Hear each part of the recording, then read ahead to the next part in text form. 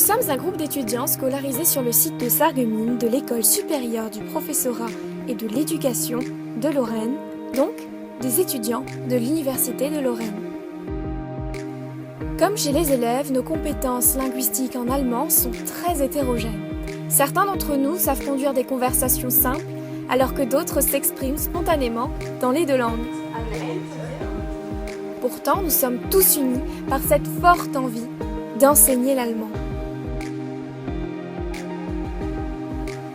Européens convaincus, les coopérations franco-allemandes, surtout lorsqu'elles concernent de jeunes publics, sont pour nous les briques de l'édifice européen voulu par Robert Schuman et Konrad Adenauer. Si l'allemand peut être enseigné comme un objet d'apprentissage, nous nous attachons, auprès de nos élèves, à offrir à l'allemand un vrai statut de langue, de communication, en permettant au jeune public de vivre de véritables aventures franco-allemandes, de découvrir un monde magique et d'être plongés dans un univers bilingue qui les engage intellectuellement, émotionnellement, mais aussi physiquement.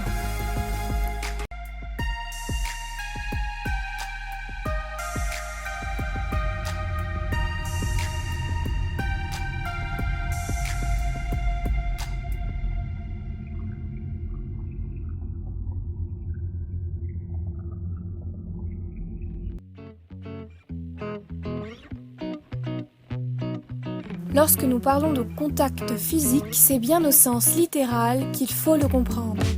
Dans nombre de nos actions, nous plaçons chaque élève français en binôme avec un élève allemand. Parfois, ces binômes doivent se déplacer les pieds liés. Aucun élève n'a alors le choix, que ce soit par le geste, le regard ou la parole, chacun est incité à communiquer avec son partenaire du pays voisin. Ces rencontres quasi physiques avec la langue allemande sont naturellement pensées de multiples façons. Le jeu du nœud humain, qui exige de la cohésion entre les membres du groupe, en est une belle illustration. Dieser Schwieb heißt so Knoten, also menschlicher Knoten. So, ihr werdet jetzt alle euch hinstellen, nachher. Alle hinstellen. So, jetzt die linke Hand jemand anderem und nicht den Nachbarn. Aber jemand anderem. Ja, genau. Und jetzt versuchen, es nur zu lenken. Les mamans des mères. Alors.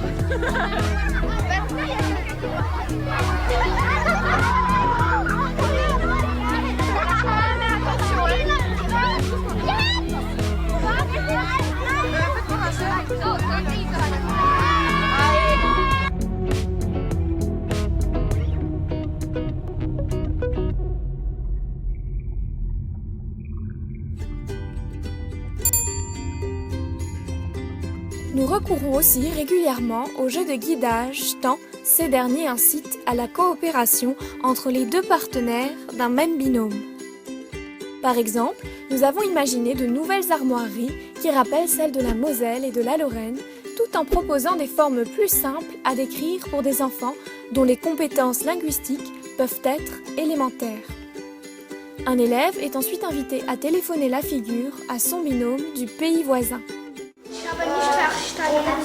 Also hier kommen noch zwei ersten Gäste.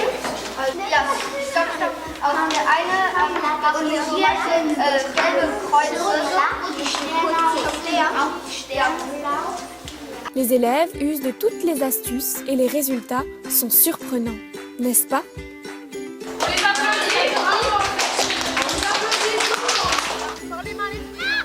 Ces jeux de guidage peuvent être conduits en bandant les yeux à un membre de chaque binôme. Le second membre, qui devient alors les yeux du premier, guide son partenaire. Les élèves s'approprient ainsi tout le vocabulaire en lien avec les directions.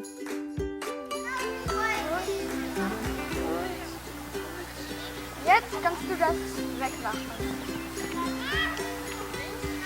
Ces jeux de guidage peuvent naturellement permettre l'assimilation d'un vocabulaire plus spécifique. Par exemple, au site du moulin d'Eschwiller, les élèves ont été appelés à reconstruire la morphologie d'une abeille. Wie heißt das auf Französisch? Ja, erzählt. Ja, en allemand? Körper, Kopf, Füße, Arme. Das hier sind Beine und das hier sind Füße.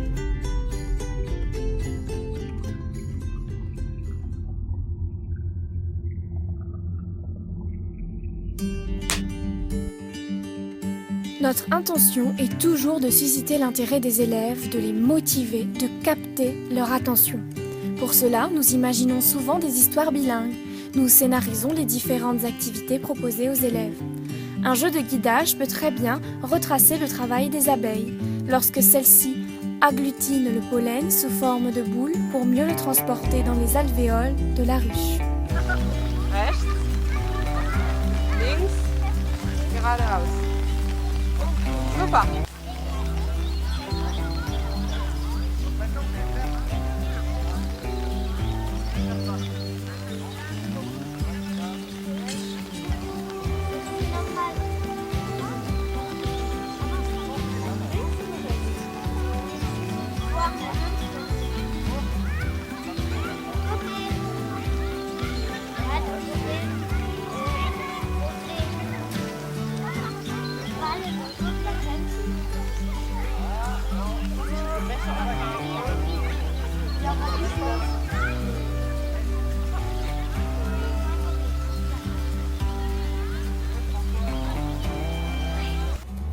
Les scénarisations sont naturellement possibles dans les locaux des écoles.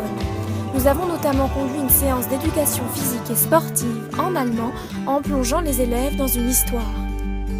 Müsst ihr durchlaufen, einen Käse nehmen, nur eine Auswahl, nicht mehrere. Dann zwischen diese zwei Katzen durch.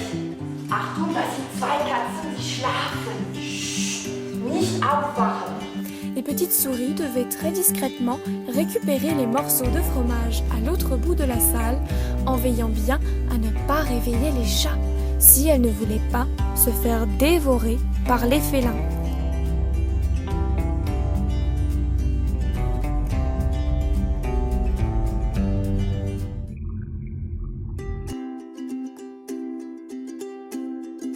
Nous agissons sur l'émotionnel, sur l'affectif. Parce que les enfants aiment les animaux, nous n'hésitons pas à les conduire au zoo. Là, nous pouvons facilement renforcer leur vocabulaire en allemand tout en leur faisant découvrir la vie des animaux. En allemand, vous avez une idée? La Giraffe. Ah, la Giraffe, der Pinguin, ja, richtig, sehr gut. Ça s'appelle Kamel. Ok, c'est ça. Bon, d'accord, donc ce sera un memory. Vous savez ce que c'est le memory? Oui? Ja, la taille, c'est grosse. Les autres, vous devez trouver, me dire son nom en allemand. Ah, bien juste en allemand? Ja, richtig. Auf Deutsch? 1 Meter und... Ja, sehr gut. Kannst du sagen, was das Fell ist? Das ist eigentlich Fell, das ist ein bisschen hart so. Der Pinguin. Das ist richtig. Ja, es ist richtig. Super. Der Zebra. Der Zebra, ja genau.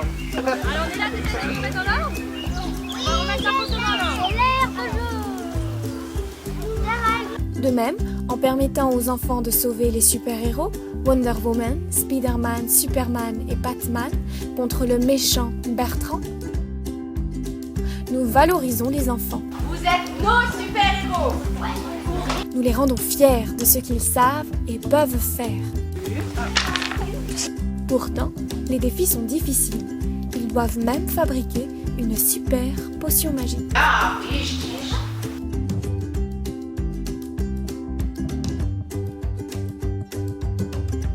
Et par rapport à l'expérience que vous venez de faire, c'était comment? Qu'est-ce que vous avez fait? C'était un peu du CO2. Ouais. Et ça a gonflé un ballon. Super, Sie sind toll. Und jetzt, was passiert? Aufpassen, aufpassen! Ah, super!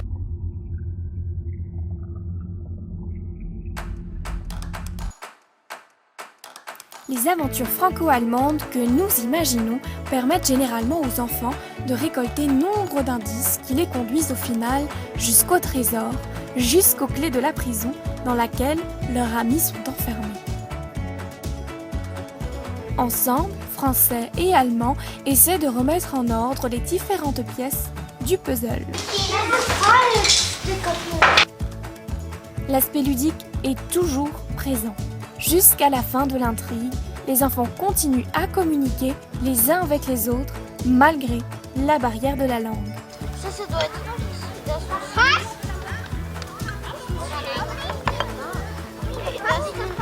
Das muss hier irgendwo sein. Après un effort pour parvenir à s'orienter sur la carte reconstituée, les enfants finissent par comprendre et c'est la ruée vers le trésor. Les enfants reviennent ravis.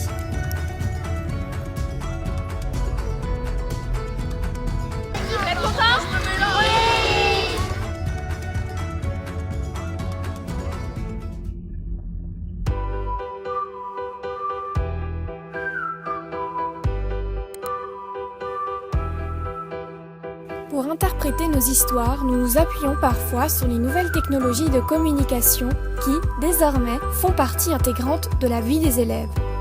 Pour cela, nous construisons des films ou diaporamas sonores. Dans ce cas, si les enfants sont de simples spectateurs, leur intérêt est rapidement capté par l'intrigue qui se déroule sous leurs yeux.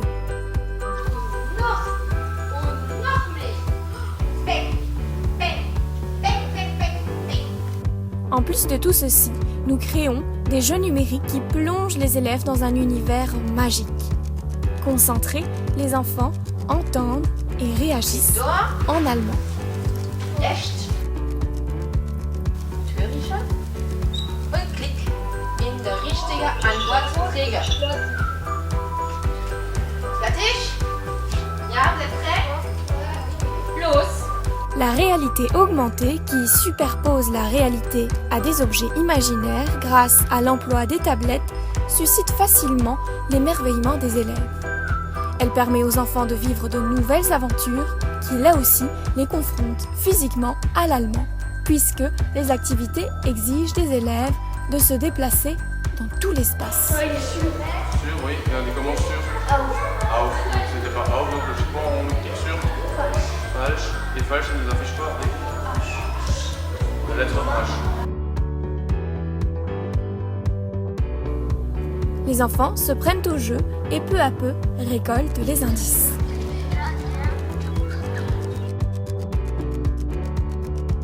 Auf der Fensterbank. Mais si, auf, c'est au-dessus. Non, c'est sûr. Là, il est sûr, la Fensterbank. Richtig.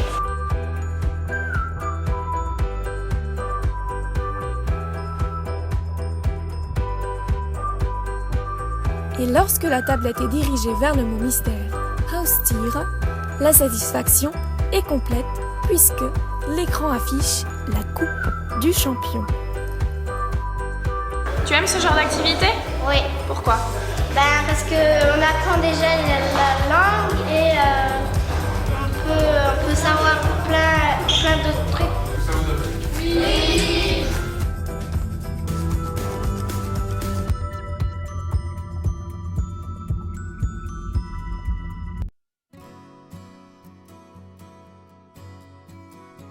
Pour les savoirs fondamentaux aussi, nous n'hésitons pas à introduire de l'allemand, par exemple, lors du congrès franco-allemand Math & Jeans, où nous avons présenté, grâce à l'élaboration d'affiches bilingues, quelques métiers des mathématiques à des élèves de CM2, 6e et 5e.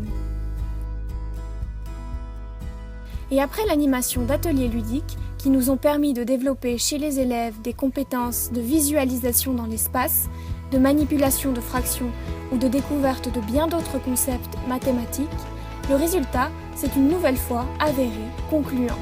Le plaisir l'emporte. C'est s'est super bien passé. On pense que ça a beaucoup plu aux élèves, aux enfants. Ils ont bien participé, Ouais. c'était dynamique, ils ont mis du leur. Ouais. Et on est très contents. C'était chouette. C'était vraiment bien.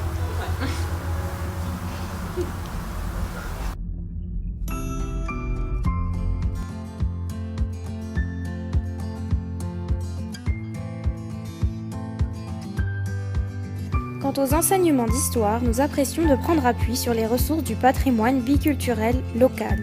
C'est pour cela que Delphine, l'une d'entre nous, a choisi de rédiger quelques pages sur l'histoire des Celtes qui vivaient sur le magnifique site du parc archéologique de Bliesbrück, côté français, Rheinheim, côté allemand.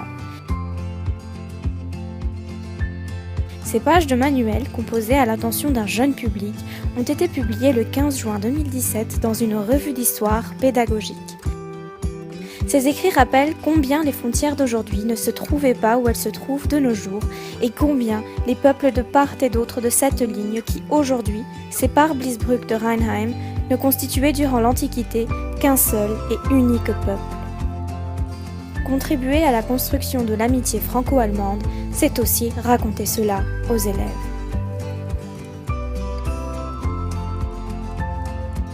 Pour nous, eu égard à l'histoire de l'Europe, les langues françaises et allemandes doivent être en première ligne au moment de défendre les principes de tolérance et d'ouverture, fragiles à nouveau en ce début de siècle. C'est cela aussi que nous tentons de développer à travers l'apprentissage de l'allemand. Accepter la différence de l'autre pour tous ensemble mieux vivre et mieux réussir. Pour cela, nous utilisons de nombreux supports. Une exposition de tableaux peut nous permettre d'illustrer toute la diversité humaine et d'évoquer avec les élèves les questions de l'apparence physique et de la beauté intérieure. Wie viele Personen sind Sie? 3 Personen. Das ist ein Junge, das ist vielleicht auch ein Junge und das ist eine große Person. Bisschen Deutsch? Augen, 2 Augen. Ja, genau, er hat ein Bart hier. En fait, tu dis qu'elle est méchante parce qu'elle a le regard avec les sourcils un peu comme ça. On ne peut pas dire en voyant quelqu'un qui a le regard comme ça qu'il est méchant. Il faut aller au-delà des apparences et de ce qu'on voit. Welche Farbe immer? Braun. Braun. Ja, die sind braun. Oh, was ist das? Ein Mund. Ja, Mund und Nase. Nase. Mund und Nase. Pourquoi vous faites peur? C'est les apparences, c'est vrai. Sous des apparences différentes, on peut être très très gentil. Nous utilisons également de nombreux supports qui se prêtent bien à l'animation d'une discussion à visée philosophique sur la différence et la tolérance. Weiß, ja? Und diese sind gelb, ja. Er ist ganz allein, traurig und er ist ganz allein. Er hat keine Freunde.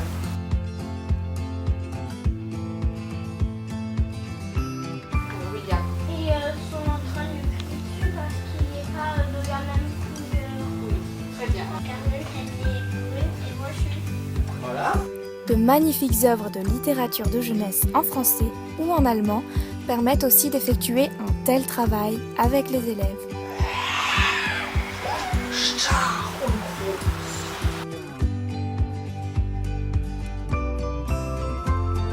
Persönlich habe ich das Buch Die Brücke von Heinz Janich und Helga Bartsch gern. Es geht die Geschichte von einem Bären und von einem Riesen. Die Brücke ist zu schmal für die beiden Figuren. Diese Geschichte zeigt, dass es wichtig ist, Entscheidungen im allgemeinen Interessen zu treffen und deshalb miteinander zu teilen, tolerant zu bleiben und Erfolg zu erleichtern. Der Koffer enthält auch andere deutsche Bücher, zum Beispiel Die Menschen von Peter Spiel. Persuadés que les valeurs de tolérance et de dialogue doivent toujours primer, nous avons conçu une mallette pédagogique bilingue franco-allemande sur les questions de la laïcité et du vivre ensemble. La mallette contient des ouvrages de littérature de jeunesse français et allemand, mais aussi différents documents d'exploitation.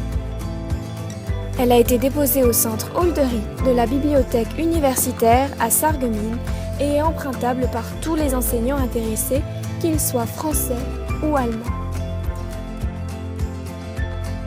Il nous semblait en effet intéressant de permettre aussi aux élèves allemands de découvrir le concept de la laïcité française. Élèves français et allemands sont unanimes, ils adorent. C'était super! Et si les élèves apprennent avec plaisir, alors notre satisfaction en est d'autant plus grande. Alors n'hésitez plus, rejoignez-nous et faites-vous plaisir en enseignant l'allemand.